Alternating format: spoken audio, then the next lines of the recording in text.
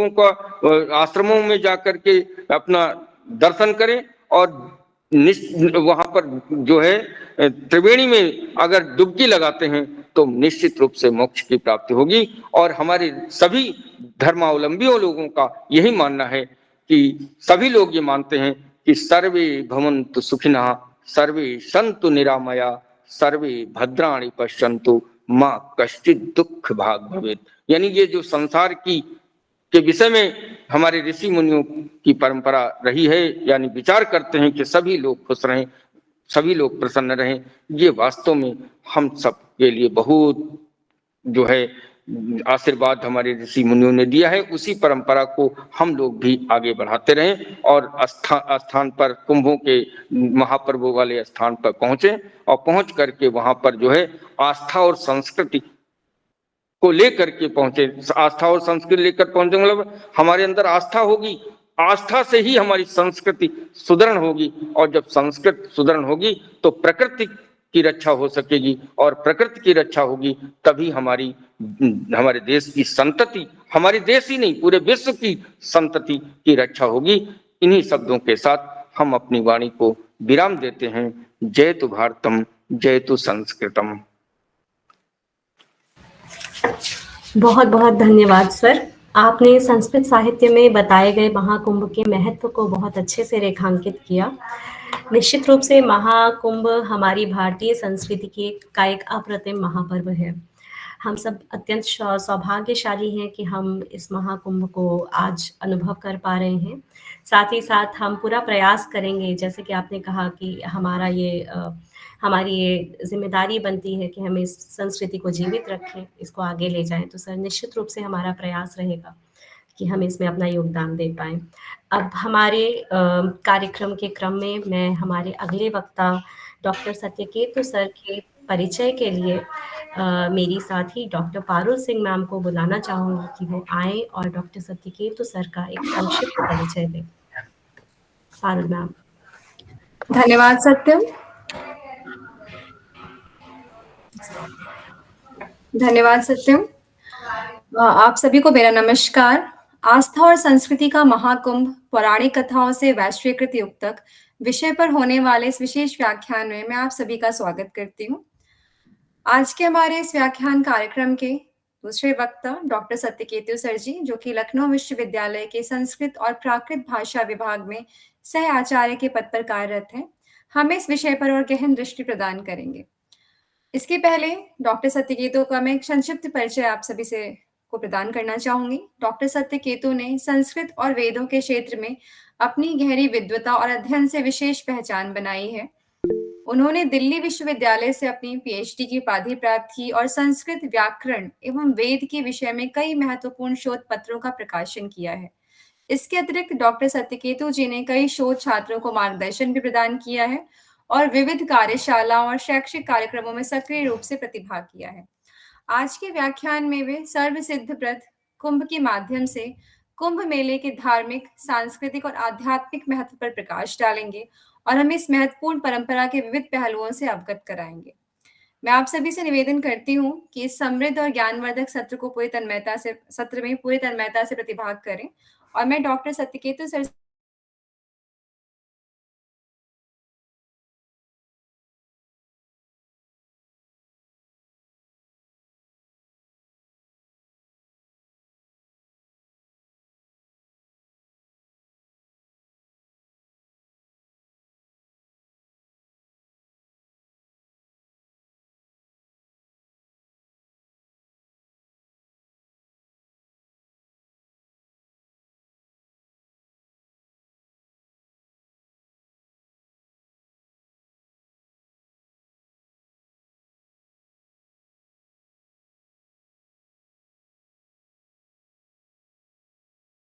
भूमिं जनयन् देव एकः।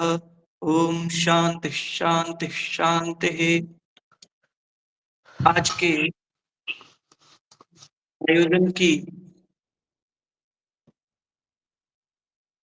जो हमारी सूत्रधार हैं, उनके महाविद्यालय की प्राचार्य महोदया प्रोफेसर अंशु केडिया जी, आज के इस कार्यक्रम की संयोजिका प्रोफेसर मांडवी सिंह जी, एवं इस कार्यक्रम को अपने संचालन से सुमधुर बनाने वाली दोनों संचालिका द्वय, संयोजिका द्वय, सत्यम जी, पारुल जी, और हमारे इस कार्यक्रम के जो चंपावत से महाविद्यालय के जो सहयोगी हैं, उनका भी मैं यहाँ अभिवादन करते हुए अपनी बात आरंभ करूंगा।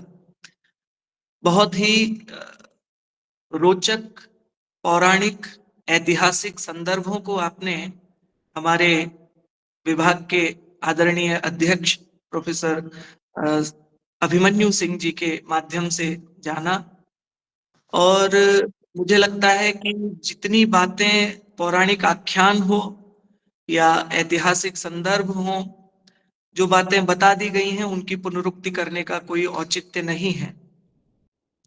मैं थोड़ा सा विचार, चूंकि मैंने विषय ही दिया सर्व सिद्धि प्रदः कुंभ, जो कि इस समय कुंभ का जो मोटो है या ध्येय वाक्य है उसके रूप में स्वीकृत भी है। तो सर्व सिद्धि प्रदाता कुंभ कैसे बन रहा है, क्या है उसकी सर्व सिद्धि प्रदान करने वाली उसकी महत्ता क्या है, किस प्रकार से वो सभी की मनोकामनाओं की सिद्धि के लिए उपयोगी हो रहा है। तो इसके संदर्भों के लिए हम अगर झांकें, सबसे पहले हम वेद की ओर दृष्टिपात करेंगे अगर, तो वेद में कुंभ शब्द जहां प्राप्त होता है वहां इस कुंभ के वर्णन के लिए मिलता है ऐसा तो मैं नहीं मानता हूं, लेकिन वेद में एक मंत्र आता है और वेद मंत्र कहता है उपह्वरे गिरीणाम संगमे च नदीनाम धिया विप्रो अजायत। ये एक प्राचीन काल से हमारी परंपरा रही है कि जब कोई बुद्धिपूर्ण कार्य करना है, जिसमें बुद्धि की व्यवस्था है, जिसमें ध्यान को केंद्रित करना है, ध्यान के केंद्रीकरण की व्यवस्था है, तो वो कहीं ना कहीं ऐसी स्थितियां या तो पहाड़ों पर होती हैं, तो उपह्वरे गिरिणाम की गिरियों की जो पहाड़ हैं उनकी कंदराओं में, उपह्वरे उनकी गुफाओं में, और संगमे च नदीनाम, और नदियों के संगम पर इस तरह का स्थल होता है कि जहां पर लोग जुड़ करके कोई बुद्धि का जो चिंतन का जो क्षेत्र है, जो बुद्धि का जो क्षेत्र है उसका उसकी कोई उसको संपन्न बनाने की जो स्थितियां हैं उसको वहां रोचकता से चिंतन को आगे बढ़ाने की परंपराएं वहां होती रही। मुझे ध्यान आता है कि कभी मैं हमारे ही विभाग के पूर्व आचार्य रहे हैं प्रोफेसर ओम प्रकाश पांडे जी के पास कभी सानिध्य में बैठा था, तो ऐसे ही चर्चा चली कि पाणिनि ने इतनी बड़ी व्याकरण की जो सृष्टि की और इतने बड़े शब्दों के समूह का एकत्रीकरण किया, आखिर उस समय जब संचार के साधनों का अभाव था, कैसे पाणिनि ने जाना कि पूर्व में ऐसा उच्चारण बोलते हैं और दक्षिण में ऐसा उच्चारण बोलते हैं, उत्तर में इस तरह का उच्चारण बोलते हैं। पाणिनि के अनेक सूत्रों में ऐसा उल्लेख आता है कि एंग प्राचाम देशे उदीचाम गोत्रे, ऐसे उत्तर में ऐसा बोला जा रहा है, पूर्व में ऐसा बोला जा रहा है। तो ये जो पूर्व और पश्चिम के लोग आखिर कैसे पाणिनि के सानिध्य में आए? हम मान सकते हैं कि भाई कुछ उनके शिष्य होंगे, दूर दराज से कोई शिष्य आया होगा, उससे कुछ शब्द पता चले होंगे, लेकिन सभी शब्दों पर जो जिस प्रकार से अधिकार पूर्वक पाणिनि ने सूत्र बनाए हैं, उससे कहीं ना कहीं पता चलता है कि वो भी किसी संगम पर ऐसे बैठे होंगे जहां देश देशांतर से आने वाले लोग अपनी भाषा, अपनी बोलियों को, अपने शब्दों का प्रयोग कर रहे होंगे, और उन शब्दों को सुन करके उन्होंने उनका एकत्रीकरण किया होगा। और एकत्रीकरण के लिए हो सकता है कि वो अकेले न लगे हों, उनकी पूरी टीम रही होगी। आज भी हम देखते हैं कि कुंभ के स्थल पर तमाम तरह के वैश्विक परिवार से जुड़े हुए लोग पहुंचते हैं और वहां अनेक प्रकार के सर्वे करते हैं, अनेक प्रकार के वहां संग्रह करते हैं, और उन सर्वेक्षणों के आधार पर फिर अपने निष्कर्ष निकालते हैं कि कुंभ इस तरह से कार्य कर रहा है, इस तरह की उपयोगिता दे रहा है। तो एक भाषा विज्ञान की दृष्टि से हम देखें तो कुंभ एक ऐसा स्थल है कि जहां उत्तर, दक्षिण, पूर्व, पश्चिम भारत, समग्र भारत का जनमानस, और तीर्थाटन की दृष्टि से अगर आप देखें तो बस वो आकर के तुरंत जाता नहीं है। तीर्थाटन की दृष्टि से तीर्थ में व्यक्ति निवास करने आता है, रहने की दृष्टि से जाता है। इसीलिए उसके लिए ऋषियों ने व्यवस्था बनाई कल्पवास की। कल्पवास शब्द आता है कल्प शब्द कृपु सामर्थ्य शब्द धातु से सिद्ध होता है। कृपु सामर्थ्य मतलब अपने सामर्थ्य के लिए रहना, अर्थात केवल सामर्थ्य के लिए रहना नहीं, सामर्थ्य की दृष्टि से रहना नहीं, सामर्थ्य की वृद्धि की दृष्टि से रहना। तो सभी प्रकार के लोग, जो वृद्ध है वो अपनी वृद्धावस्था में और कैसे संचालित रह सकता है, कैसे अपने आप को सुचारू रूप से अपने शरीर को ठीक करके रह सकता है, तो इस दृष्टि से वो कल्पवास करता है।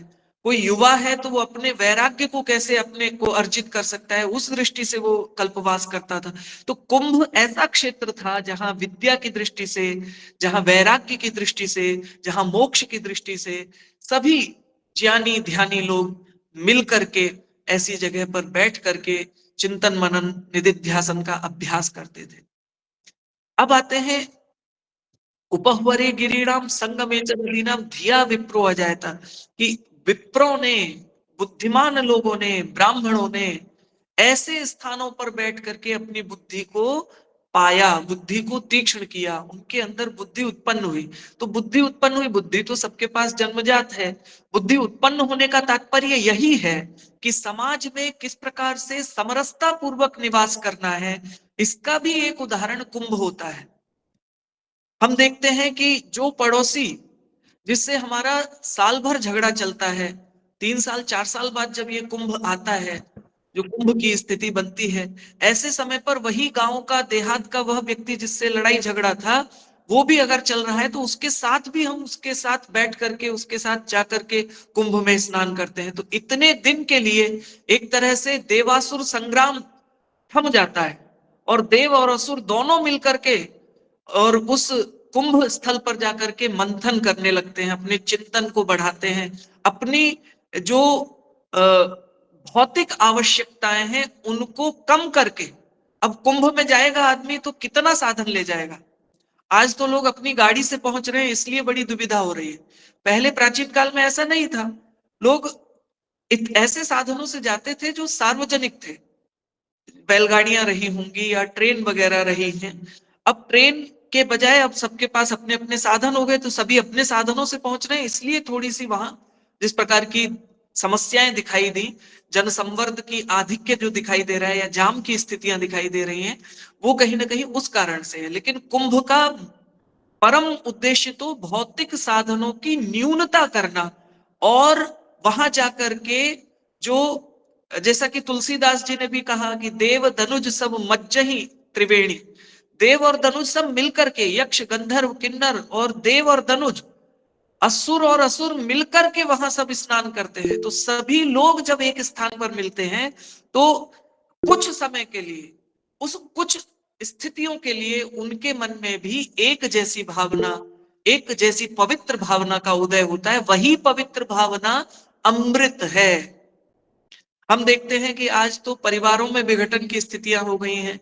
हम पड़ोसी की बात तो क्या कहें, हम गांव देहात मोहल्ले की बात क्या कहें, परिवार परिवार में विघटन की स्थिति है। लेकिन जब हम ऐसी भीड़ की स्थिति में, कुंभ में जो जहां जनसम्मर्द बहुत बड़ी स्थिति में होता है, और वहां जब हम एक दूसरे का हाथ पकड़ के चलते हैं, एक दूसरे को केयर करते हुए कि भाई कहाँ है, इधर देखिए, इधर चलिए। हम देख रहे थे, हम गए थे कुंभ में इस बार, तो साउथ से आए हुए लोग एक दूसरे को रस्सी बांध करके, उन्होंने एक रस्सी पकड़ी हुई थी, सबने उस रस्सी को पकड़ा हुआ था, सब उस रस्सी के सहारे एक दूसरे से हिले मिले आगे बढ़ रहे थे। राजस्थान के लोग अपनी पगड़ी निकाल करके उसमें से, पगड़ी से ही उन्होंने एक दूसरे को बांधा हुआ था कि भाई कहीं खो ना जाए। और ये कहा जाता था कि कुंभ के बिछड़े हुए फिर पता नहीं कब मिलते हैं, सालों बाद मिलते हैं, दसियों सालों बाद फिर से उसी कुंभ में मिल जाए तो बड़ी बात है। तो ये जो कहीं ना कहीं कुंभ में खोना, ये भी एक परम वैराग्य की स्थिति का बताने के लिए द्योतक किया गया कि भाई जो कुंभ में खो गया, मानिए कि वो निश्चित रूप से या तो उसको वैराग्य हो गया, वो नागा साधुओं में, वैरागियों में साथ में चला गया, उसने संन्यास दीक्षा ले ली, या वास्तव में उसका मोक्ष हो गया, इस तरह की स्थिति बनी। या कुंभ में अगर आता है व्यक्ति तो स्नान करने के बाद उसके अंदर जो एक अपने लोगों के प्रति जो अपनत्व की भावना का उदय होता है, वही वहां पर अमृत के समान स्थिति बनती है। तो ये कुंभ का मुझे सर्व सिद्धि प्रदाता जो कुंभ की स्थिति है, ये ऐसा मुझे लगता है। अब आज के संदर्भों में अगर देखें जो वहाँ वैश्विक जो स्थितियां हैं इस समय, वैश्विक परिवार जो कहा जाता है, ग्लोबल विलेज के रूप में जो आज एक टर्म यूज किया जाता है, प्रयोग किया जाता है, इसकी दृष्टि से अगर देखें तो वहां हम सभी प्रकार के डेरों को हम देख रहे हैं, सभी प्रकार के व्यापारियों के भी डेरों को देख रहे हैं, हम बहुत बहुत बड़े होटल चेन्स जिनकी हैं उनके भी हम डेरों को देख रहे हैं। तो अब चूंकि आप रोक रोक किसी को नहीं सकते, कुंभ ऐसा स्थल है जहां यक्ष भी आएंगे, यहाँ गंधर्व भी आएंगे। यक्ष और गंधर्व, गंधर्व कौन है? गंधर्व बड़े ऐश्वर्य से रहने वाले लोग हैं। तो आज की दृष्टि से देखें तो ये जो ऐश्वर्य पूर्वक जिनके डेरों की कीमत 1-1 लाख रुपया है, 40-40 हजार रुपए का एक एक रात का जिनके यहाँ निवास के स्थान है, ऐसे जो डेरे बनाए हैं जिन लोगों ने, वो आप देखें तो कहीं ना कहीं लगता है कि यही गंधर्वों की स्थिति है। तो इस तरह का जो उनको भी कुछ वहां प्राप्त हो रहा है, क्या प्राप्त हो रहा है कि उनका प्रचार प्रसार हो रहा है, कि उनकी जो सर्व सुलभता है कि वो सभी की दृष्टि से उपलब्ध कराने के लिए, सभी से तात्पर्य है जो उनके उतने धन और ऐश्वर्य को रखने वाले लोग हैं। क्योंकि मैंने सुना कि बहुत बहुत बड़े कंपनियों के मालिक चुपचाप आए और नहा करके चले गए। जो अरबपति लोग हैं वो भी कब आए और कब चले गए, उन्होंने कोई प्रोटोकॉल नहीं लिया, वो चुपचाप अपने सपरिवार आए और सामान्य व्यक्ति की तरह आकर के नहा करके चले गए। लेकिन क्या उनके पास रुकने की क्षमता नहीं है? लेकिन उनको जो पुण्य लाभ लेना था वो पुण्य लाभ लिए, किसी गुरु का सानिध्य लिए और प्राप्त किए, और फिर वहां से चुपचाप ही निकल करके चले गए। तो ये जो स्थिति है कि एक बहुत धनाढ्य व्यक्ति जो प्रोटोकॉल में रहता है, जिससे मिलना सर्वसुलभ नहीं है, वो सामान्य व्यक्तियों के बीच में आकर के, क्या उनके आसपास जो लोग जिन्होंने उसे पहचान लिया होगा वो क्या उनसे नहीं मिले होंगे? निश्चित रूप से मिले होंगे और बहुत ही सहज भाव से मिले होंगे।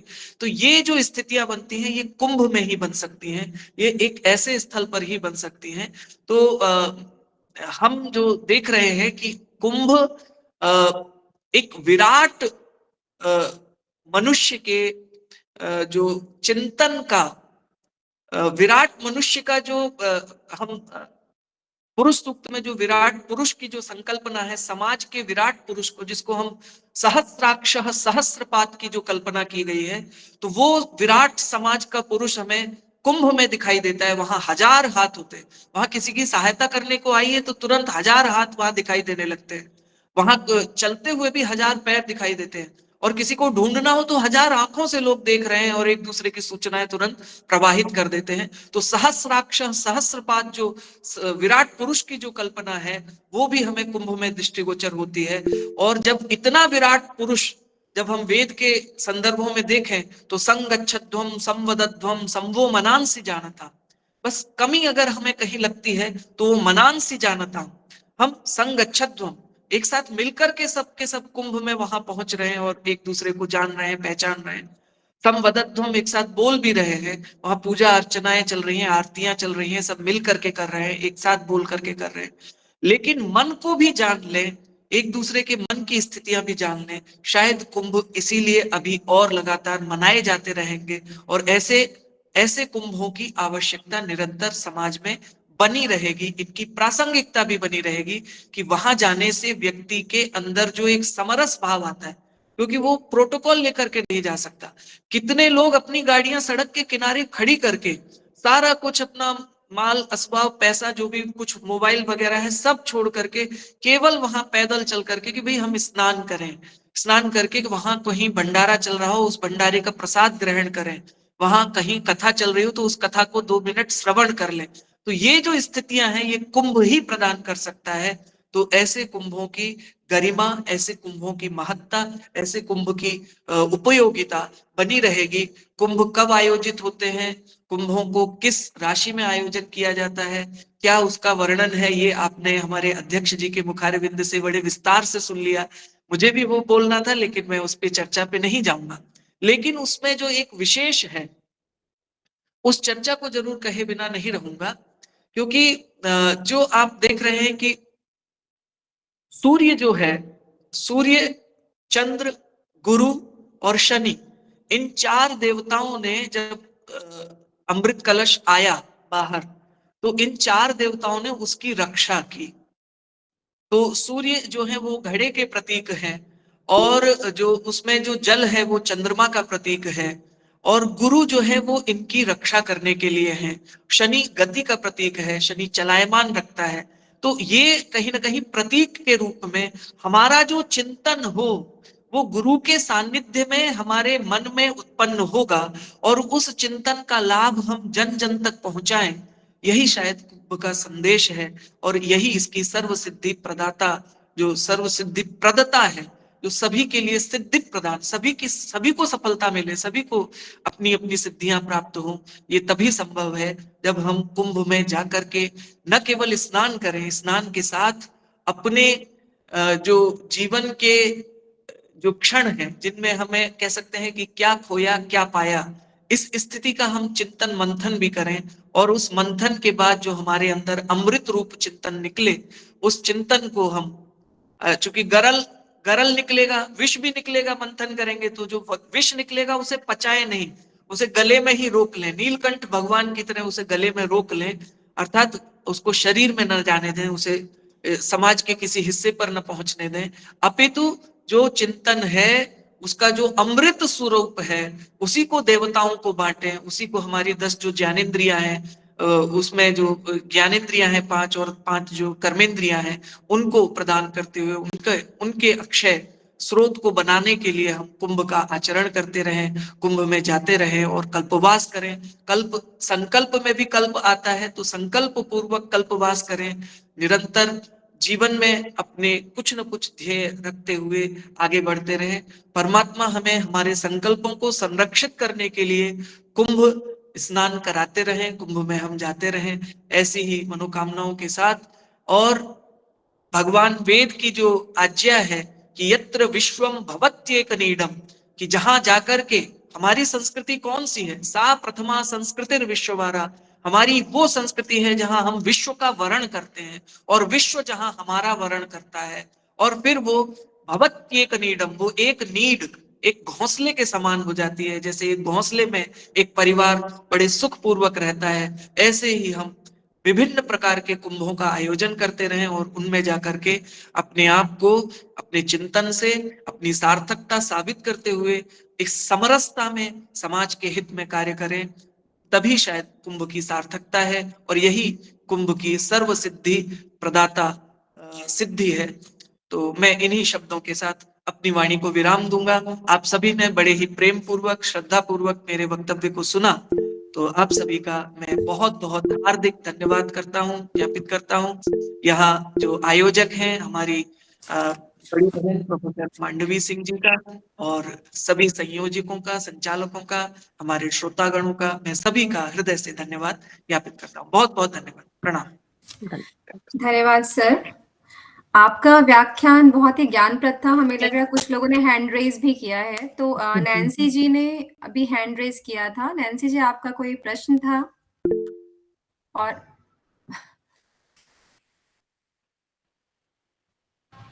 हम सभी के प्रश्न अंत में ले सकते हैं। अंत में अभी ठीक है। हाँ, हमें लग रहा है शायद वो त्रुटिवश हो गया था। ठीक है, आगे बढ़ते हैं। धन्यवाद सर, आपने बहुत ही सहजता और सरलता से कुंभ के वास्तविक अर्थ को समझाया। आपका व्याख्यान भी सर्व सिद्धिप्रद कुंभ के ही समान कुंभ की समस्त सिद्धियों को प्रदान करने वाला लगा। हमें ये आभास हुआ कि बिना कुंभ में जाए, कुंभ के बारे में विषय में उतना ना पढ़े, आपके व्याख्यान के माध्यम से ही हमने कुंभ को समझ लिया और जान लिया। आपने अपने व्याख्यान में कुंभ के गूढ़ अर्थ को, कल्पवास के अर्थ को, और जो सूर्य, चंद्रमा, शनि और गुरु के महत्व को जो बताया, वो सुन के हमें और साथ में जितने भी हमारे श्रोतागण थे, सभी को कुंभ के विषय में हमें लगता है बहुत ही गहन ज्ञान प्राप्त हो। उसके लिए आपका बहुत बहुत आभार। अब मैं इस व्याख्यान श्रृंखला को आगे बढ़ाते हुए अपनी सहयोगी डॉक्टर सत्यम तिवारी को आमंत्रित करना चाहूंगी कि वो डॉक्टर सतपति सर को आमंत्रित करें उनके व्याख्यान के लिए। डॉक्टर सत्यम तिवारी। धन्यवाद मैम। हमारे अगले वक्ता हैं doctor Ashok Kumar Satpathy sir. Sir हमारे समक्ष हैं। सर आपका बहुत बहुत आभार, आप हमारे मध्य आए। सर का मैं एक संक्षिप्त परिचय देना चाहूँगी। सर लखनऊ विश्वविद्यालय के संस्कृत विभाग में सह आचार्य पद पर कार्यरत हैं। सर ने अपनी स्नातक की उपाधि उत्कल विश्वविद्यालय से, परास्नातक उपाधि राष्ट्रीय संस्कृत संस्थान नई दिल्ली से, और पीएचडी की उपाधि राष्ट्रीय संस्कृत विद्यापीठ तिरुपति से प्राप्त की है। सर काव्य शास्त्र और सौंदर्य शास्त्र के विशेषज्ञ हैं। सर के 10 से अधिक शोध पत्र विभिन्न प्रतिष्ठित पत्र पत्रिकाओं में प्रकाशित हो चुके हैं। इसके अतिरिक्त सर उत्तर प्रदेश संस्कृत संस्थान के किरातार्जुनीयम विविध पुरस्कार से सम्मानित हैं। सर विश्वविद्यालय के विभिन्न महत्वपूर्ण अकादमिक एवं प्रशासनिक पदों पर भी सुशोभित हैं। इसी के साथ में सर को उनके व्याख्यान के लिए सादर आमंत्रित करती हूँ। सर।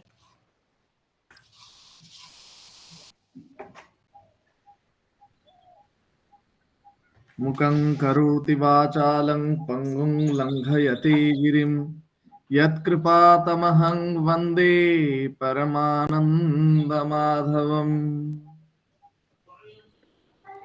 अज्ञानतिमिरान्धज्ञानाञ्जनशलाकया चक्षुरुन्मिलितं येन तस्मै श्रीगुरवे नमः। आज का यह जो विशिष्ट व्याख्यान सत्र है, खुनखुनजी कन्या स्नातकोत्तर महाविद्यालय चौक एवं राजकीय महाविद्यालय बनबसा चंपावत उत्तराखंड के मिलित आनुकूल्य में यह आयोजित विशिष्ट सत्र में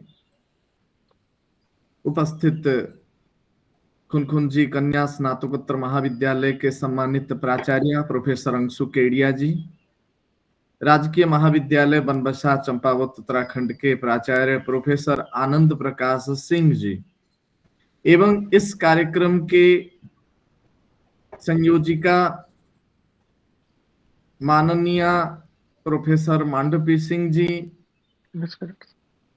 सह संयोजिका के रूप में उपस्थित डॉक्टर पारुल सिंह जी, डॉक्टर सत्यम तिवारी जी, प्रोफेसर मुकेश कुमार जी, सभी को बहुत सादर प्रणाम एवं हमारे इस सभा में उपस्थित पूर्व वक्ता, विशिष्ट वक्ता के रूप में विराजित डॉक्टर अभिमन्यु सिंह जी, हमारे विभाग के अध्यक्ष, एवं मेरे ही सहकर्मी ज्योतिर्विज्ञान विभाग के समन्वयक डॉक्टर सत्यकेतु जी, उनको भी मैं प्रणाम करता हूं और इस सभा में उपस्थित अन्य मान्यगण्य व्यक्ति सभी को प्रणाम करता हुआ आज का यह व्याख्यान प्रारंभ करते हैं।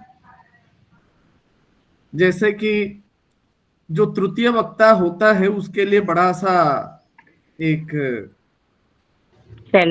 विषय रहता है, क्योंकि वो पूर्व वक्ता सब बोल देते हैं, जो बचा कुचा रहता है उसी से उसको उसके पास, क्योंकि वो सुनकर बहुत आनंदित एवं विमोहित हो जाता है। और वास्तव में जो पूर्व वक्ताओं ने, प्रोफेसर अभिमन्यु सिंह साहब और डॉक्टर सत्यकेतु जी ने जिस प्रकार उन्होंने अपना वक्तव्य रखा, उस सबको सुनकर चित्र के समान हम बिल्कुल स्थिर हो गए हैं और इस विषय में क्या कहा जाना है। हालांकि कुंभ के, क्योंकि ये महाकुंभ है, इसके विषय में, क्योंकि हरि अनंत हरि कथा अनंता, कहीं से भी हम इस विषय को उठाकर कहीं से बोल सकते हैं, लेकिन हम ये कह रहे हैं सबसे पहले हम एक पौराणिक, मेरा विषय, चूंकि मैंने डॉक्टर सत्यम तिवारी महोदया जी से मैं अपना विषय बोला था कि प्रयाग का पौराणिक महत्व, प्रयागराज का पौराणिक महत्व क्या है, इसके विषय में कहना है कि अनेक पुराणों में प्रयाग के विषय में, क्योंकि यह तीर्थराज है, तो पंच प्रयाग भारतवर्ष में पंच प्रयाग सुप्रसिद्ध हैं। एक तो सबसे पहले नंद प्रयाग, जो कि आप लोग जानते हैं कि उत्तराखंड के यहाँ पर सब आचार्य गण उपस्थित हैं। तो नंद प्रयाग, नंदाकिनी और अलकनंदा का जहां पर संगम है, उसको हम लोग नंद प्रयाग के रूप में जानते हैं। एवं दूसरा है कर्ण प्रयाग, जो कि अलकनंदा और पिंडर नदियों का संगम है, उसको हम कर्ण प्रयाग के रूप में जानते हैं, वो भी उत्तराखंड में है। रुद्र प्रयाग, अलकनंदा और मंदाकिनी नदी का संगम स्थल को हम रुद्र प्रयाग के नाम से जानते हैं। और देव प्रयाग, भागीरथी एवं अलकनंदा के संगम को हम लोग देव प्रयाग के रूप में जानते हैं। तो ये जो पांचवा प्रयाग है, इसको तीर्थराज के नाम से नामित किया गया है। सबसे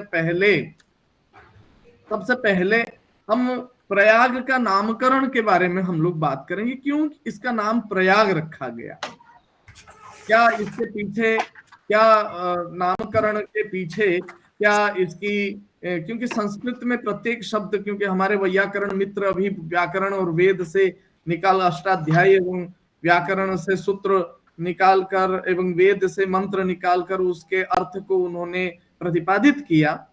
तो पुराण में इस प्रकार कहा गया है, प्रकृष्टं सर्वयागेभ्यो प्रयागमिति गीयते। प्रकृष्टम सर्वयागेभ्यो, सब यज्ञों से उत्कृष्ट यज्ञ को प्रयाग कहा जाता है। और दृष्ट्वा प्रकृष्टं यागेभ्यो पुष्टेभ्यो दक्षिणादिभि प्रयागमिति तन्नाम कृतं हरिहरादिभि। इसका नामकरण पुराण में ऐसे बताया गया है कि जो प्रयाग महात्म्य है, जो तीर्थराज के महात्म्य है, उसमें यह कहा गया है कि श्री विष्णु और शिवजी यहाँ के यज्ञों को दक्षिणादि से पुष्ट हुआ देखकर इसे तीर्थराज प्रयाग के नाम से नामित कर दिया। अर्थात ये हरिहर अर्थात शिव और विष्णु जी के द्वारा नामित है यह प्रयाग क्षेत्र। दूसरा यह मैं कहूंगा, क्योंकि देखिए ये आधुनिक समय है, लेकिन देखिए पौराणिक पुराण से भी मिलता जुलता हम लोगों का यह जो समावेश जो सम्मेलन है। क्योंकि प्राचीन काल में युधिष्ठिर आते हैं, पूछते हैं मुनियों से, ऋषियों से पूछते हैं, वैशंपायन और मार्कंडेय ऋषि से पूछते हैं कि ऐसा कोई क्षेत्र है, ऐसा कोई क्षेत्र आप इसके बारे में, ऐसा कोई तीर्थ है बताइए कि जिसमें जाकर मेरे जो मुझे जो महाभारत युद्ध के पश्चात जो मेरे मन में दुख है उससे कैसे मैं निवृत्त हो सकता हूं। आज का भी ये समय देखिए कि हम इस सभा में सब उपस्थित हैं और सब एक यहाँ पर जितने भी प्रतिभागी उपस्थित हैं सब ऋषियों के समान है। कोई मार्कंडेय है, कोई सौनक है, कोई वैशंपायन है और कितने मुद्रा, गार्गी, मैत्रेयी, ये विज्जिका जैसे अनेक ऋषिकाओं की भी यहाँ पर ऋषिकाएं भी हैं। और छोटे छोटे जो ब्रह्मचारी विद्यार्थियों को हम ब्रह्मचारी गुरुकुल परंपरा में रहने वाले शिष्यों के समान हम लोग देख सकते हैं। ये आधुनिक, भले आधुनिक समय हो, लेकिन प्राचीन काल में जिस प्रकार तीर्थों के विषय में ये एक सम्मेलन हुआ करता था, ये जैसे हमारे अभी सत्यकेतु महोदय जी ने कहा कि कुंभ क्षेत्र में किस प्रकार उच्चारण को लेकर, पूर्व में किस प्रकार उच्चारण उन्होंने व्याकरण को लिया, लेकिन ये कुंभ में ये विद्या कुंभ है। ये क्योंकि नाना प्रकार के दक्षिण में कौन सा ग्रंथ लिखा गया, ये कैसे उत्तर भारत में प्रचार प्रसार होगा, पूर्व में कौन सा ग्रंथ लिखा, प्राचीन काल की बात कह रहे हैं कि इस समय में तो प्रचार प्रसार करने के अनेक माध्यम है। नैषधीय चरित में एक प्रसिद्ध सुंदर श्लोक है जो कि संस्कृत में है। विद्या की 4 उपाधियां होती है। एक है अध्ययन, फिर उसके बाद अध्ययन के पश्चात उसका अर्थ ज्ञान, फिर उसके बाद आचरण और फिर उसके पश्चात प्रचार। अर्थात प्रत्येक विद्या की ये 4 उपाधि होती है। अधीति बोधाचरण प्रचारणे दशाश्चतस्र प्रणयन उपाधि भी। अर्थात सबसे पहले हमको तो पढ़ना है, केवल पढ़ के हमारा विद्या हम प्राप्त कर लिए ऐसा नहीं है। उसके पश्चात उस विद्या को समझना भी है, और समझ लेने से भी, केवल पढ़कर समझ लेने से भी हमारी विद्या की विद्या हमको उपाधि प्राप्त नहीं हो जाती है। उसके पश्चात उसको हमको आचरण में भी लाना है, अर्थात उसको हमको प्रयोग करना है अपने आचरण में। हम विद्या ददाति विनयम, ये तो केवल एक पक्ष है, लेकिन हम जिस विद्या को पढ़े हैं उसको कैसे आचरण में लाएंगे, प्रयोग करेंगे। अप्लाइड साइंस, तो हम उसको प्रयोग करें, फिर उसके पश्चात बच जाता है तो हम उसका प्रचार प्रसार करें। तो प्रचार कैसे करें? प्राचीन काल में प्रचार प्रसार के लिए इस प्रकार के महायज्ञ का आयोजन होता था।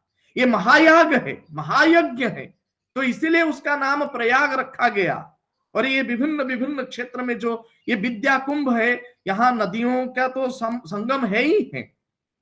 तो इसका दार्शनिक पक्ष हम बाद में चर्चा करेंगे। हम सबसे पहले तो हमारे जैसे अभी डॉक्टर अभिमन्यु सिंह, ये तो अभिमन्यु सिंह जी ये एक परम ऋषि हैं, तो वैशंपायन जैसे हैं ये, और इनके मुख से हम लोग सुने कि किस प्रकार जो कुंभ का, किस प्रकार कुंभ में जो कुंभ महाकुंभ है, कैसे अमृत की बिंदु जो है पृथ्वी लोक पर और स्वर्ग में पाताल में सब गिरा। इस संबंध में हम अधिक कुछ नहीं कहेंगे, लेकिन हम कुछ एक विषय करेंगे, रामायण और महाभारत और फिर उसके पश्चात जो लिखे गए पुराण है उसमें किस प्रकार प्रयाग को वहां पर दिखाया गया है, इस विषय पर हम लोग चर्चा करेंगे।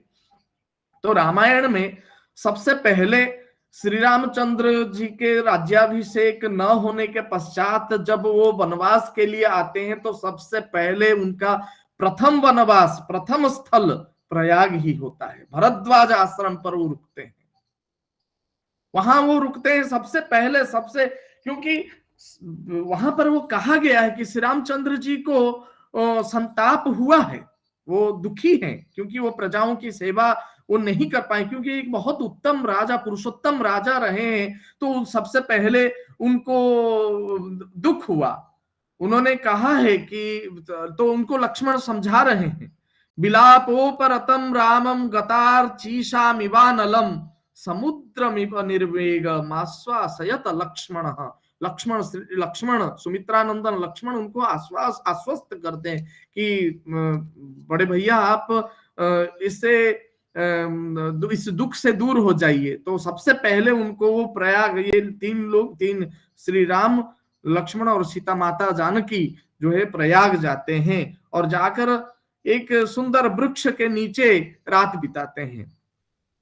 सतु तस्मिन् महावृक्षे उषित्वा रजनीं शुभां विमलेभ्युदिते सूर्ये तस्मात् देशात् प्रतस्थिरे।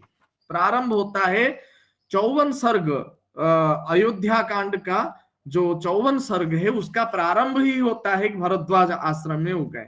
और भरद्वाज कहाँ रुके थे, तो जिस प्रकार वर्णन मिलता है वही त्रिकोण भूमि जो है, गंगा और यमुना जहां पर संगम है। हालांकि रामायण में इस अध्याय में सरस्वती का वर्णन यहाँ पर नहीं है, तो अब इससे भी हम लोग देख सकते हैं, समझ सकते हैं कि शायद उस समय क्या सरस्वती लुप्त हो गई थी। लुप्त क्योंकि सरस्वती को प्राची भी कही गई है, प्राची के नाम से भी उनको संबोधित किया गया है, जो वेद में वर्णित है। वैदिक जो साहित्य है उसमें सरस्वती के प्रवाह का रूप दिखाई दिया है, और बाकी बाद वाले जो पुराण है उसमें भी लिखा गया है, सरस्वती का नाम लिखा गया है, लेकिन बारंबार वाल्मीकि द्विवचन का प्रयोग करते हैं वहां पर, यत्र भागीरथीं गंगां यमुना भी प्रवर्तते। बस यहाँ पर देखना, ये सुनने योग्य है, ये श्रव्य है कि जहां भागीरथी गंगा से जमुना मिलती है उस स्थान पर जाने के लिए महान वन के भीतर से होकर यात्रा करने लगे। यत्र भागीरथीं गंगां यमुना भी प्रवर्तते यज्ञमुस्तं देशमुद्दिश्य विगाय सुमहद्वनम। तो जो त्रिकोण भूमि था वो एक महाविस्तार भूमि, जो कि इस समय प्रयाग का जो संगम जिसको नोक बोलते हैं शायद, तो वही क्षेत्र में भरद्वाज जी वहां पर रुकते थे। तो बाद में ये कहा गया, ते भूमि भागान विविधान देशांशापि मनोहरान अदृष्ट पूर्वान पश्यन्तस तत्र तत्र यशस्विनः।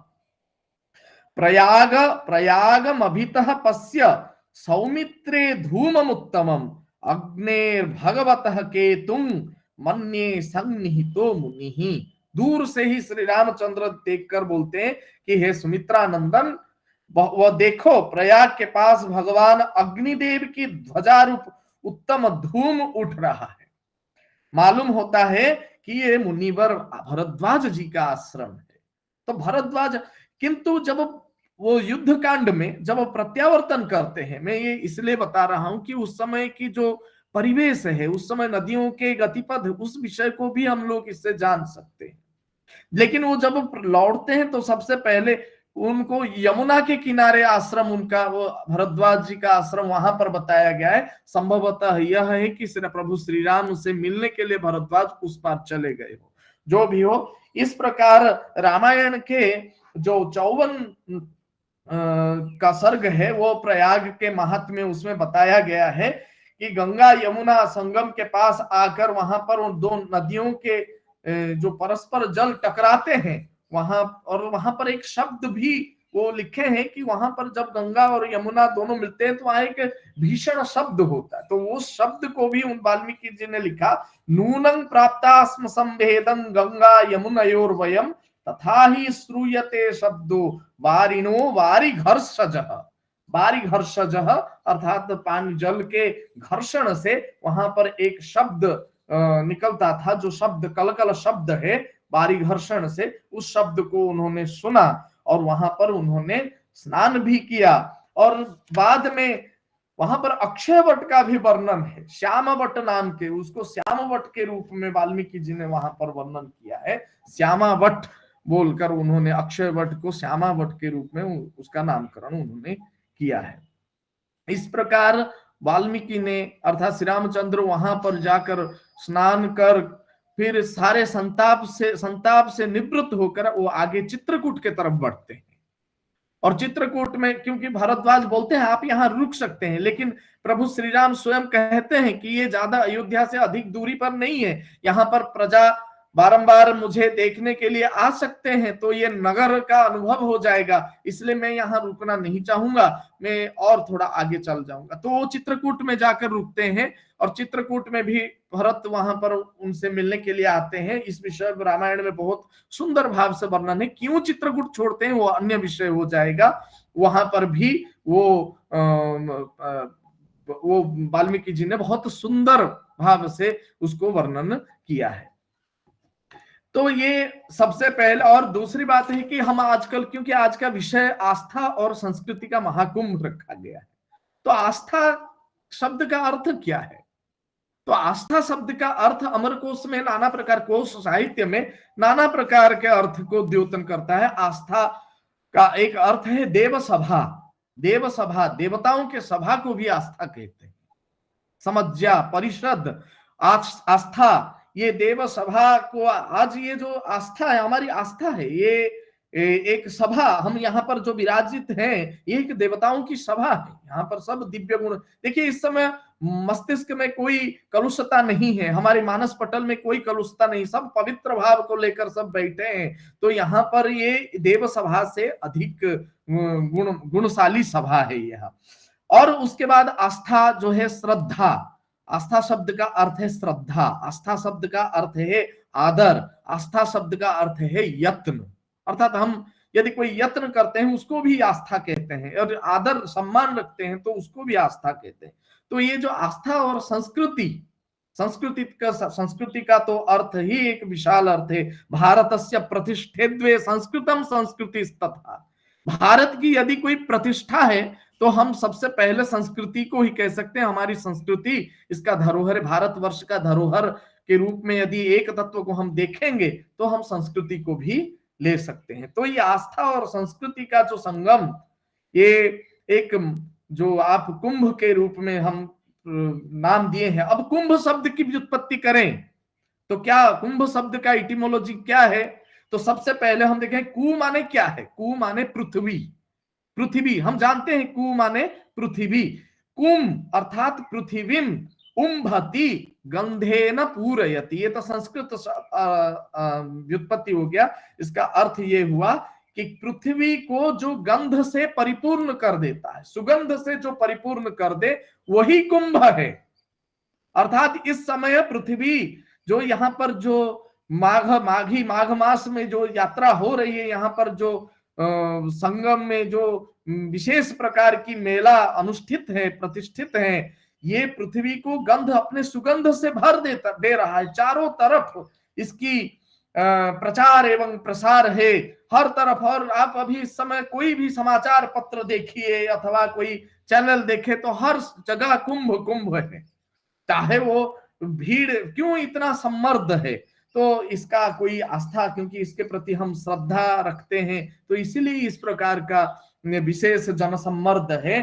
तो और दूसरी बात हम इस विषय में कर लें कि इसमें जो लोग बोलते हैं कि हम क्योंकि अधिक कुछ बोलेंगे नहीं, क्योंकि अनेक अध्याय, क्योंकि मत्स्य पुराण में 103 से लेकर 112 अध्याय तक खाली प्रयाग के विषय में ही। तीर्थराज के विषय में है। 10 अध्याय केवल मत्स्य पुराण में ही प्रयाग है। आज ये आप लोगों के कारण मुझे पुराणों को पढ़ने का एक सौभाग्य प्राप्त हुआ। पढ़े तो थे, लेकिन इतना अध्ययन हम क्या बोलेंगे एक विशेष रूप से बोलने से पहले, क्योंकि कालिदास ने कहा है ना कि बलवदपि शिक्षिता अनंग आत्मनि अप्रत्ययम चेतः। अच्छा, चाहे कितना भी पढ़ा लिखा हो, परीक्षा आने पर वो हिलता जरूर है। तो और तब तक उसको हम अच्छा मानेंगे जब तक वो विद्वानों के द्वारा उच्च प्रशंसित न हो जाए, प्रशंसा कर ले विद्वान लोग। जिस प्रकार अभी सत्यम तिवारी महोदया जी ने बहुत सुंदर शब्दों में हम लोगों की प्रशंसा कर रहे थे, सुनकर मन गदगद हो गया और ज्यादा प्रफुल्लित हो गया, उत्साह द्विगुणित हो गया कि अधिक से अरे इतने हमको ज्ञानी गुणी क्या क्या उपाधि से विभूषित कर दिए कि अधिक से अधिक, हाँ हम लोग अधिक और अधिक कुछ कहेंगे, इस प्रकार की प्रेरणा है। लेकिन उनके भाषण से लग रहा था कि वो हृदय से ही कह रहे थे और बिल्कुल जो है निष्पाप होकर, जो उनका जो मस्त मानस जो था वो अत्यंत निर्मल था। बिल्कुल इस समय जिस प्रकार प्रयाग में गंगा और यमुना जी की निर्मल धारा बह रही है, ठीक उसी प्रकार मैं कह दूं कि इस समय जो ये कहा जाता है कि पाप सारे जितने भी पाप किया गया है पूर्व जन्मार्जित अथवा इस जन्म में किया हुआ पाप, ये सब धुल जाता है वहां पर जाकर स्नान करने से। लेकिन मैं ये कहूं किन किन व्यक्तियों का पाप धुलता है, इसका भी मैं थोड़ा सा प्रयोग कर दूं। पुराण में क्या लिखा गया है? मत्स्य पुराण में अंत में उन्होंने 112 अध्याय में 12वें अध्याय में लिखा गया है कि जो प्रतिग्रह से विमुख अर्थात दान लेने से विमुख और सर्वदा संतुष्ट, जितेंद्रिय, पवित्र मन एवं अहंकार से दूर रहता है, उसे इस तीर्थ फल की प्राप्ति होती है। उसे ही तीर्थ फल की प्राप्ति होगी। अर्थात प्रतिग्रहादुपावृत्तः संतुष्टो नियतः शुचिः अहंकार निवृत्तश्च स तीर्थ फलमश्नुते। तो वही स्नान करें तो फल, अर्थात संतुष्ट हो सबसे पहले और अहंकार को त्याग दें और दान लेने से विमुख रहें और जितेंद्रिय हो, जितेंद्रियों को पहले विजय, काम क्रोध लोभ मोह मद मात्सर्य इन षड रिपुओं को पहले तट पर छोड़कर फिर जाकर स्नान करें, तो उसी को फल मिलता है। ये मत्स्य पुराण में कहा गया है। और जो क्रोध रहित बताया गया, अकोपनश्च सत्यश्च सत्यवादी दृढ़व्रतः आत्मोपमश्च भूतेषु सतीर्थ फलमश्नुते। पुराण के बाद प्रत्येक मंत्र के बाद एक फलश्रुति होती है। फलश्रुति, चाहे वो आप सुने होंगे, फलश्रुति माने इस फल की क्या, इस कथा की या इस व्रत की क्या महिमा है। तो ये महिमा में, ये फलश्रुति में कहा गया है कि जो सत्यवादी है, दृढ़व्रत है, समस्त प्राणियों के प्रति समान व्यवहार रखने वाला, यही ही पुण्य फल को, इस तीर्थ फल को प्राप्त करता है। ये पौराणिक महत्व, ये कोई मैं अधिक नहीं कह रहा हूं। तो इसीलिए उसी को, क्योंकि ऋषियों के द्वारा जो यज्ञ किया जाता है उसमें बड़ी साधन की अपेक्षा होती है, अर्थात बहुत उपकरणों की आवश्यकता होती है। साधारण जनता उस उपकरण को संग्रह करने में उनको कष्ट होता है। तो इसीलिए कहा गया, ऋषि भी क्रतवः प्रोक्ता देवैश्चापि यथाक्रमम् नहि शक्या दरिद्रेण यज्ञः प्राप्तुं महीपते बहुपकरणा यज्ञा नाना संभार विस्तरा प्राप्यन्ते पार्थिवैरेते समृद्धैवा नरै क्वचित्। अर्थात जिन लोगों के पास उपकरण नहीं है, जिन लोगों के पास कोई साधन नहीं है, कोई धन नहीं है, यज्ञ करने के लिए सुवर्ण नहीं है, तो वो लोग वहां जाकर इस प्रकार के मनोभाव लेकर यदि स्नान करेंगे तो उनको प्रयाग का दिव्य फल प्राप्त होगा। प्रयाग में क्या क्या तीर्थ हैं, ये इसके विषय में अनेक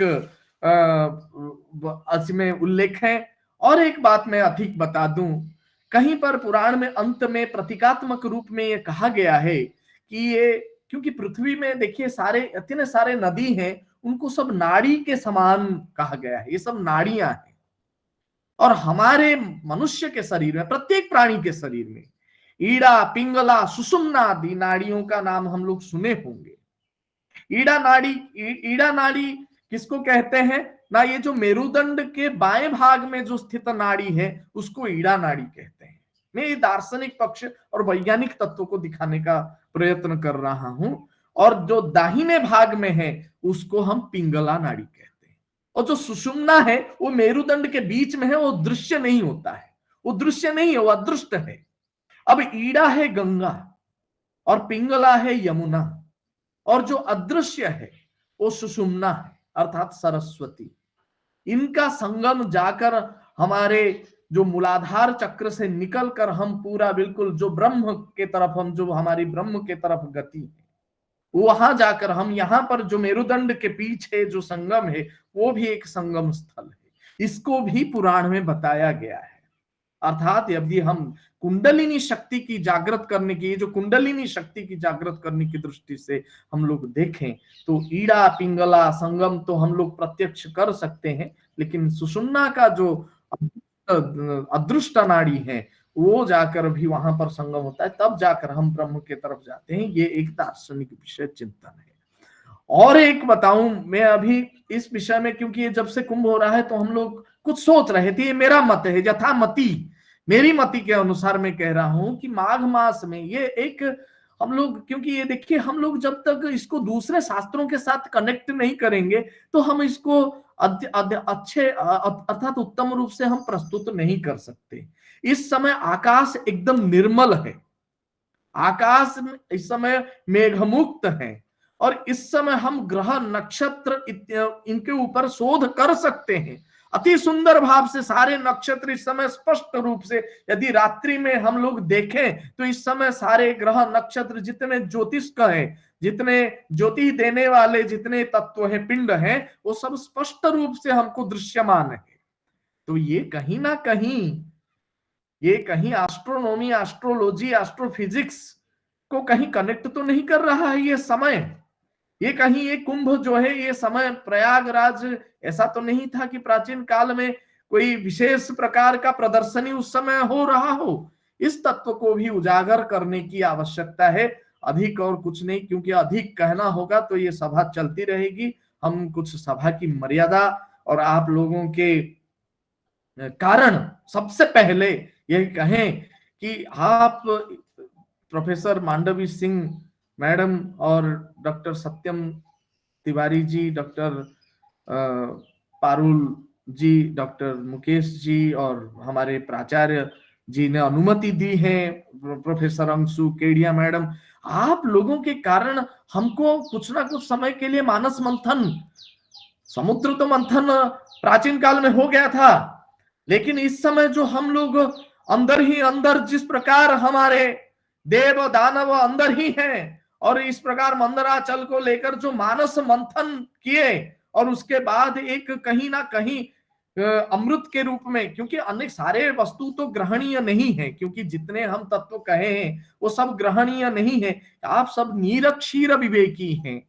तो इसीलिए ये सब निरक्षीर विवेकी माने हंस जिस प्रकार जल से केवल क्षीर अर्थात दुग्ध को ही निकाल कर सेवन करता है, इसीलिए साधुओं को परमहंस कहा गया है। आप सब परमहंस हैं, केवल हमारे वक्तव्यों से आप उन अमृत तत्वों को ही ग्रहण करिए। इसीलिए कहा गया है विद्यामृतम अश्नुते। तो आप इस प्रकार के अवसर हम लोगों को प्रदान किया, आप हमको पढ़ने का सौभाग्य प्रदान किया, इसलिए हम 4-5 पुराण जो है उसको खोल कर देखें। इसीलिए सबसे पहले आपको बहुत सभक्ति का, भक्ति पूर्वक प्रणाम करता हुआ मैं अपने वक्तव्य को विराम देता हूं। अंत में कहूंगा जयतु भारतम, जयतु संस्कृत। जयतु संस्कृत। बहुत बहुत धन्यवाद सर। आपकी प्रशंसा में मैं अधिक तो नहीं, बस इतना ही कहना चाहूंगी कि जिस प्रकार कुंभ से पूरी पृथ्वी गंध से परिपूर्ण हो जाती है, उसी प्रकार आपके व्याख्यान से ये पूरी आभासी सभा आपकी व्याख्यान की सुगंध से परिपूर्ण हो चुकी है। सर, ये बिल्कुल अतिशयोक्ति नहीं है, ये हृदय से निकले हुए भाव हैं।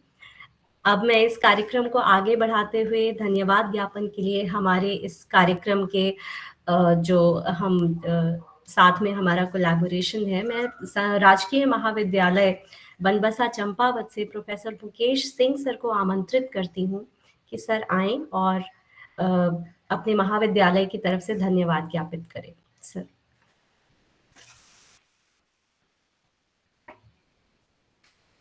मुकेश सर, क्या आप मुझे सुन पा रहे हैं? आसो वा यद्भद्रं तन्न आसो वा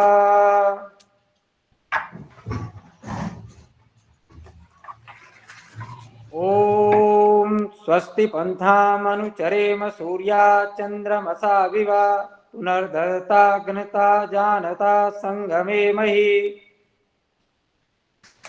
इन वैदिक स्तुतियों के पश्चात इस वैदिक ऋचा यस्यामापः परिचरः समानि अहोरात्रे अप्रमादं चरन्ति तानो भूमि भूधारा पयोदुहाम अथो उक्षतु वर्चसा। परम पिता परमात्मा से ये प्रार्थना करते हुए कि सर्वत्र प्रवाहित होने वाला जल, जिस पर रात दिन समान भाव से गतिशील रहता है, वह अनेक धारा वाली पृथ्वी हमारे लिए दूध बहाने वाली हो और हमें तेज से सिक्त करे। कलशस्य मुखे विष्णु कंठे रुद्रो समाहिता मूले तत्र स्थितो ब्रह्मा मध्ये मातृ गणा स्मृता। इस उक्ति के साथ संस्कृत विभाग खुनकुंजी कन्या स्नातकोत्तर महाविद्यालय लखनऊ एवं राजकीय महाविद्यालय बनबसा चंपावत के संयुक्त तत्वावधान में आयोजित विशिष्ट व्याख्यान आस्था और संस्कृति का महाकुंभ पौराणिक कथाओं से वैश्वीकृत युग तक विषयक सेमिनार में आप सभी का हार्दिक स्वागत एवं अभिनंदन है। जैसा मैं देख रहा हूं, आदरणीय विनय विद्यालंकार जी उपस्थित हैं। सादर नमस्कार, प्रणाम। आज की इस वेबिनार के संरक्षक प्रोफेसर अंशु केडिया, प्राचार्य खुनकुंजी कन्या स्नातकोत्तर महाविद्यालय लखनऊ, तथा हमारे आदरणीय प्राचार्य प्रोफेसर आनंद सिंह जी, राजकीय महाविद्यालय बनबसा चंपावत। आज इस वेबिनार के मुख्य वक्ता डॉक्टर अभिमन्यु सिंह, विभागाध्यक्ष संस्कृत एवं प्राकृत विभाग लखनऊ विश्वविद्यालय। विशिष्ट वक्ता के रूप में डॉक्टर सत्यकेतु, थोड़ा मैं शायद जानकारी नहीं होगी, जिस गुरुकुल में मैंने अध्ययन किया उसी गुरुकुल के सुयोग्य स्नातकों में से डॉक्टर सत्यकेतु जी हैं, जो लखनऊ विश्वविद्यालय में सह आचार्य के पद पर संस्कृत विभाग प्राकृत विभाग लखनऊ विश्वविद्यालय में कार्यरत हैं। बहुत ही गंभीर जो व्याख्यान, जो अपना प्रवचन जो इस विषय पर प्रकाश डाला, उसी में डॉक्टर अशोक कुमार सतपति, वे भी सह आचार्य संस्कृत एवं प्राकृत भाषा विभाग लखनऊ विश्वविद्यालय लखनऊ। संयोजक के रूप में प्रोफेसर मांडवी सिंह, विभागाध्यक्ष संस्कृत विभाग खुनकुंजी कन्या स्नातकोत्तर महाविद्यालय लखनऊ। साथ में सह संयोजक डॉक्टर पारुल सिंह, डॉक्टर सत्यम तिवारी जी, आप सभी का हार्दिक स्वागत एवं अभिनंदन है। इस वेबिनार को बड़े ही सुचारू रूप से संचालन में आप लोगों ने बहुत सहयोग किया। जिस प्रकार से जो विषय रखा गया, विषय आज की दृष्टि से बहुत ही समसामयिक दृष्टिगोचर हो रहा है। जैसा कि देखा जा रहा है कि प्रतिदिन करोड़ों की संख्या में महाकुंभ में श्रद्धालु स्नान कर रहे हैं। भारतवर्ष मानव सभ्यता की पुण्य भूमि है, जिसके कारण देवगण भी इस धर्म भूमि पर जन्म लेने वाले मनुष्यों की धन्यता का गान करते हुए स्वर्ग और अपवर्ग की साधनभूत भारत भूमि पर स्वयं जन्म लेने के लिए उत्सुक रहते हैं। गायन्ति देवा किल गीतकानि धन्यास्तुते भारत भूमि भागे स्वर्गात् पवर्गात् पदमार्ग भूते भवन्ति भूय पुरुष सुरत्वात्। जिन्होंने इस भारत धरा पर जन्म लिया है वे निश्चित ही पुण्य के भागी हैं, सौभाग्यशाली हैं। संस्कृति किसी देश, समाज या जाति की आत्मा होती है, जिससे उसके उन सब संस्कारों का बोध होता है जिसकी सहायता से वह अपनी सामूहिक या सामाजिक जीवन के आदर्शों का निर्माण करता है। यह विशिष्ट मानव समूह के उन उदात्त गुणों को सूचित करती है जो मानव जाति में सर्वत्र पाए जाने पर भी उस समूह की विशेषता को प्रकट करती है। संस्कृति है मानव जीवन की शक्ति, प्रगतिशील साधनाओं की विमल विभूति और राष्ट्रीय आदर्श गौरव में मर्यादा की वास्तविक प्रतिष्ठा। इस तथ्य का चिंतन करते हुए भारतीय परंपरा ने सदा संस्कृति निष्ठ मंगलमय मार्ग को अपनाया है।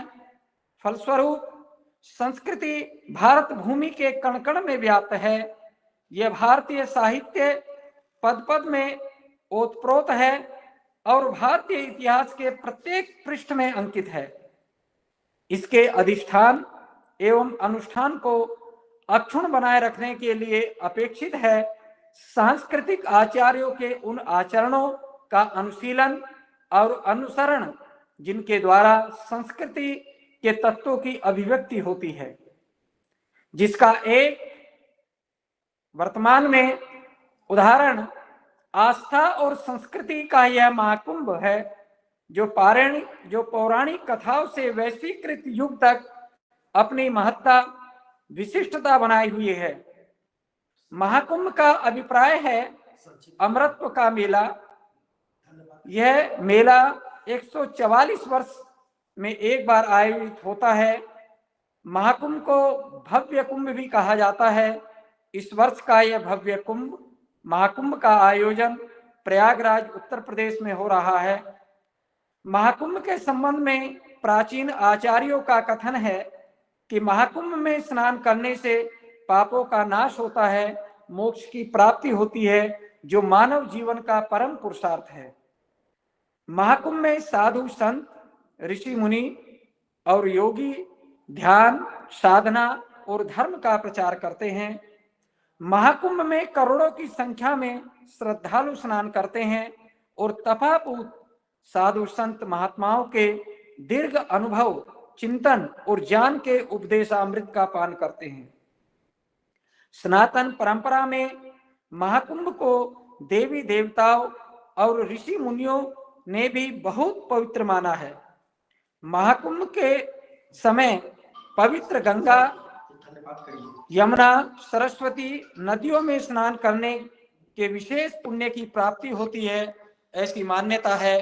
अंत में मैं आप सभी का, श्रोतागण का, जिन्होंने प्रतिभाग किया, इस वेबिनार को सफल बनाया, आप सभी का बहुत बहुत स्वागत, अभिनंदन, आभार।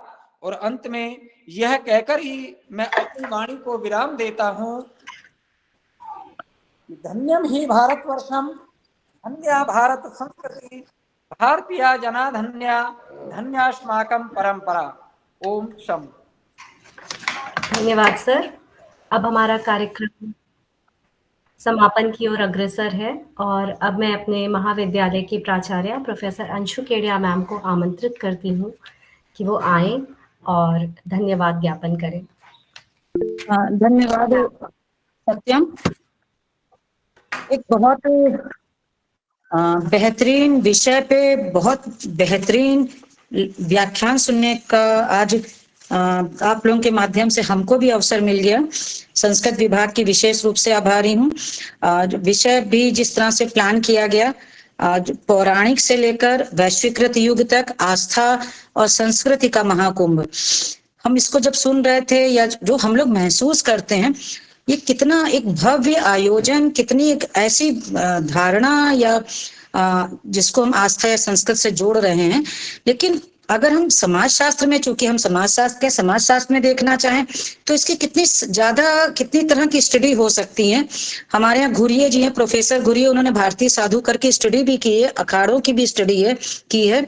और अगर चाहे हम आजकल जो देख रहे हैं, चाहे वो जाम के रूप में देख रहे हों, चाहे वह अलग अलग रूप में देखें, तो एक कितना इकोनॉमी भी इसमें इन्वॉल्व है, तो कितना बेहतरीन इकोनॉमिक्स का विषय हो सकता है, पर्यटन का विषय तो है ही। हर विषय इसमें जरूर अपना कुछ ना कुछ ले सकता है इस महाकुंभ से लेकर।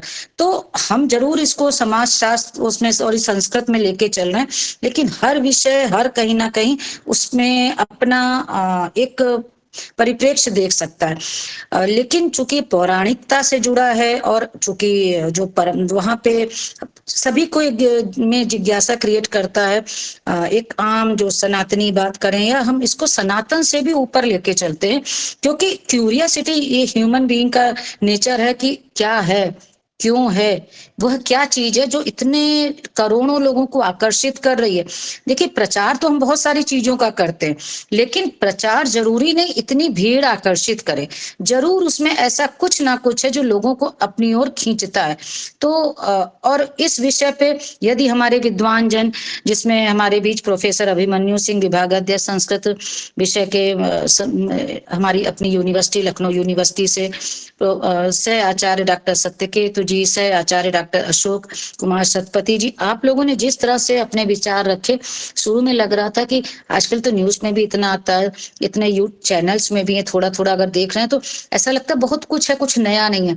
लेकिन जितना आप लोगों को हम चल रहे थे, बहुत समय नहीं मिला, बाहर भी रहना पड़ा, लेकिन कैमरा ऑफ करके सुनते रहे तो वास्तव में बहुत कुछ सीखने को मिला, बहुत कुछ नया जानने को मिला, और ऐसा लगा कि अभी भी इसमें एक्सप्लोर करने की बहुत गुंजाइश है, बहुत कुछ काम करने की गुंजाइश है।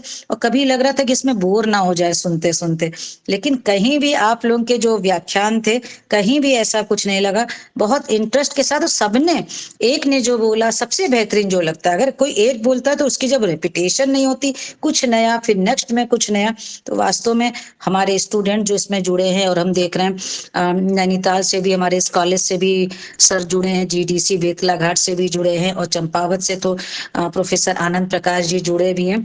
तो और ये आपका जो इस समय हम देख रहे हैं जगह जगह से और लोग भी जुड़े हैं, तो सबने वास्तव में लगातार अगर लोग जुड़ते हैं तो इसका मतलब वो इसको एंजॉय कर रहे हैं। एंजॉय मीन्स हम लोग जिस कम्युनिटी से जुड़े हैं, हम लोगों का ये होता है कि हम अधिक से अधिक जो होता है गुणवत्ता परक ज्ञान कहाँ से ले। तो निश्चित तौर पे आज हमारे सभी स्पीकर्स ने जो भी अपने विचार रखे इस विषय पे, बहुत कुछ नया था, बहुत कुछ सीखने के लिए था।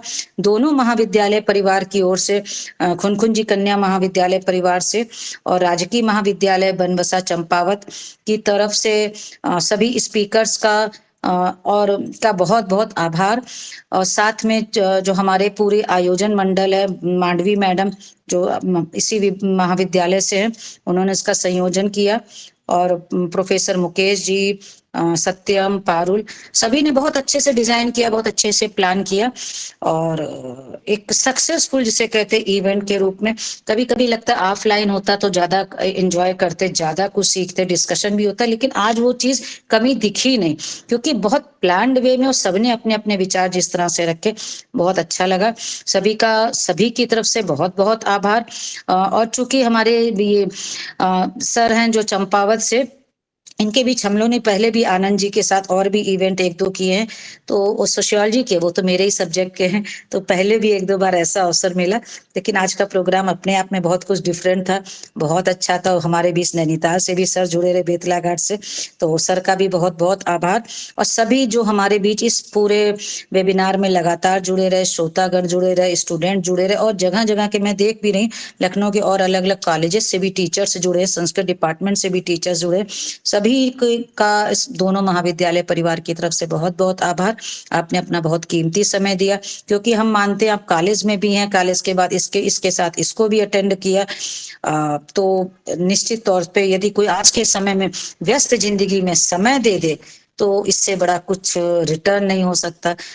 थैंक यू, आप सभी का पुनः बहुत बहुत आभार।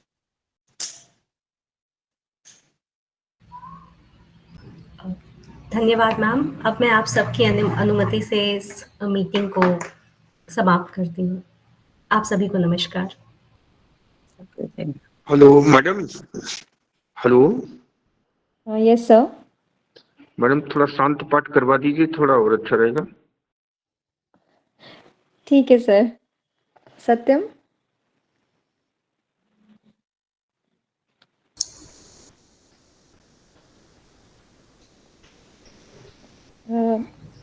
मैं आप मानवी मैम।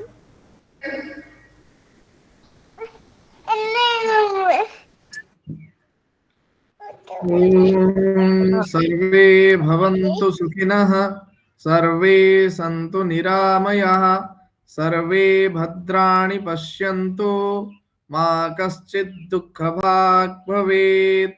ॐ शान्तिः शान्तिः शान्तिः।